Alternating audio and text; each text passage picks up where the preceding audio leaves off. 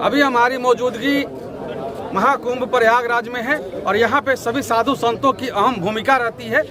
लेकिन सबसे बड़ी बात ये होती है कि किन्नर अखाड़ा, जब तक किन्नर का यहाँ से जब तक नहीं कुछ होगा, किन्नर जब तक यहाँ नहीं आएंगे तब तक ये जो पूजा होता है अधूरा रहता है। हमारे साथ महामंडलेश्वर किन्नर अखाड़े के महामंडलेश्वर जी हैं, बात करेंगे। सबसे पहले तो स्वागत है।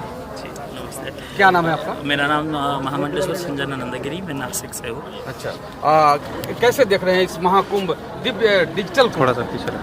बहुत सुंदर है डिजिटल, और जैसे कहते हैं ना देववदन किन्नर नर श्रेणी, तो किन्नर तो वैसे भी देवताओं की श्रेणी में आते हैं। और ये अभी तक के लोगों को तो पता भी था सब बातें, लेकिन अखाड़ा में स्थापित है। अभी जैसे अखाड़ा स्थापित है और अखाड़ा में आप देख रहे हो कि जैसे भीड़ लगी रहती है। अब इधर दूसरे साधुओं के भी अखाड़े में जाओ, उसकी तुलना में किन्नर अखाड़े में ज़्यादा भीड़ रहेगी, क्योंकि लोगों को पता है कि किन्नर अपने मुख से जो भी बोल दे, बुरा तो नहीं बोलते, अच्छा ही बोलते हैं। पर जो भी किसी को अच्छा आशीर्वाद दे दे, उस अच्छी आशीर्वाद का उसको फल प्राप्ति भी अच्छी होती है। तो उस हिसाब से किन्नर अखाड़ा लगा है। और डिजिटल जैसे आपने बताया कि डिजिटल कुंभ है, तो इसकी तैयारी बहुत सुंदर है और बहुत ही अच्छा है। जो सड़कें बनी हैं, रास्ते बने हैं, सेक्टर्स बने हैं, और प्रॉपरली वहाँ पे जो पुलिसेस है, जो गाइडेंस है, ये बहुत व्यवस्था बहुत सुंदर है। और अभी देखेंगे और जैसे स्नान में जाएंगे और भी व्यवस्था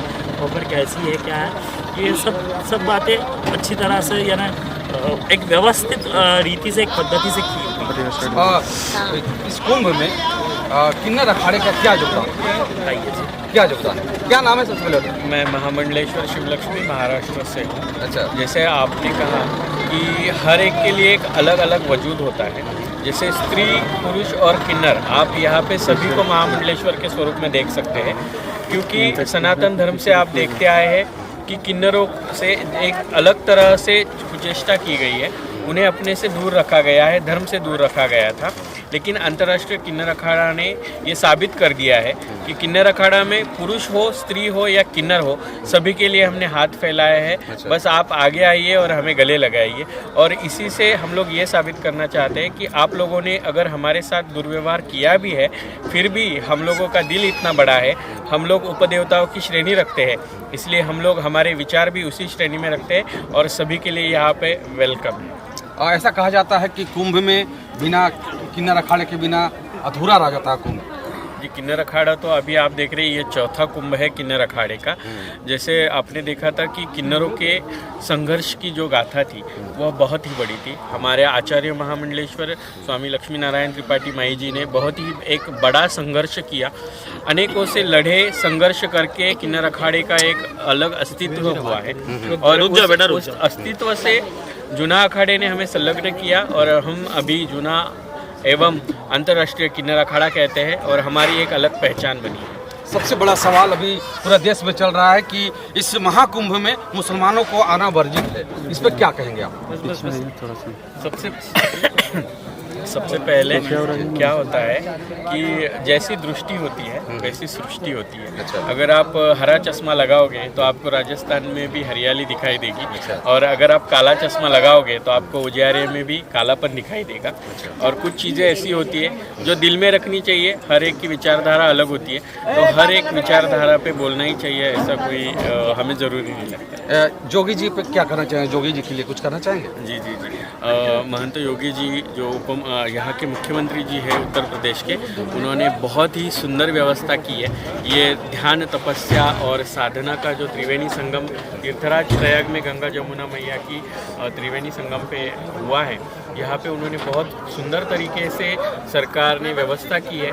सभी आगंतुकों के लिए उन्होंने बहुत अच्छी तरह से प्रशासन काम पे लगाया है और सभी की यहाँ पे दिक्कत ना हो इस तरह से व्यवस्था की जा रही है।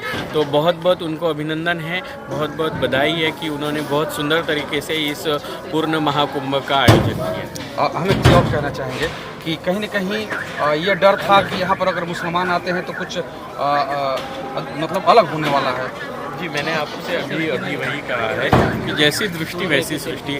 देखा जाए तो नर में भी नारायण देखा जा सकता है। देखा जाए तो हमारे महाराष्ट्र में एक कहावत है कि देखे तो पत्थर भी भगवान है और ना देखो तो भगवान भी पत्थर है। तो उसी तरह से कुछ चीज़ें ऐसी होती हैं जो जात धर्म पंथ परंपरा से भी अलग होती है।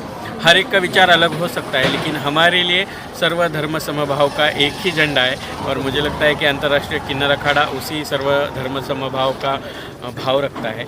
इसीलिए जिस चीज़ों पे नहीं बोलना चाहिए उस चीज़ों पे हम लोग बोलने की चेष्टा नहीं करते। एक सवाल और है मेरा कि ये कह रहे कुछ राजनेताओं ये कह रहे हैं कि सब जितना साधु संत है जाकर गंगा में अपनी पाप हो रहे हैं।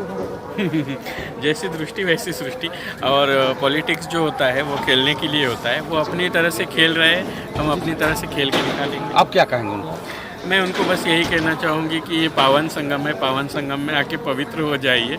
और पाप पुण्य तो लगा रहेगा, लेकिन 144 साल बाद ये जो पूर्ण महाकुंभ आ रहा है, जब देखिए अर्ध कुंभ होता है, कुंभ होता है, पूर्ण कुंभ होता है, महाकुंभ होता है, सिंहस्थ कुंभ होता है। जब 12 साल बाद आने वाला महाकुंभ होता है, ऐसे 12 महाकुंभ जब आते हैं तो पूर्ण महाकुंभ होता है। और हम बहुत ही सौभाग्यशाली है कि 144 साल बाद हमारे यहाँ पे हमारी ये ज़िंदगी का पहला और आखिरी पूर्ण महाकुंभ है। और हम लोगों को उसका ये धर्म पर्व देखने के लिए मिल रहा है। तो सभी लोग जो है इसका आनंद लें और बस सभी सीमाओं को तोड़ के बस धर्म की सीमा को अपना लें। हिंदू राष्ट्र बनाने की बात करते हैं लोग, क्या कहेंगे? हिंदुस्तान कहा जाता है तो हिंदुस्तान ऑलरेडी है। हिंदू राष्ट्र बोलने से राष्ट्र नहीं होता है, हमें उस तरह का एक जज्बा होना चाहिए। और मैं हमेशा कहती रहूँगी कि सत्य सनातन धर्म की जय हो और हिंदू धर्म की जय हो। तो मैं हमेशा यही कहती रहूँगी कि हिंदू धर्म था, है और रहेगा। चलिए, हमारे साथ महामंडलेश्वर जी थी किन्नर अखाड़े की, जिनसे मैं आपकी पूरी वार्ता कराई। कैसा लगा आपको वीडियो, जरूर बताइएगा। बहुत बहुत शुक्रिया, आभार, जय हिंद।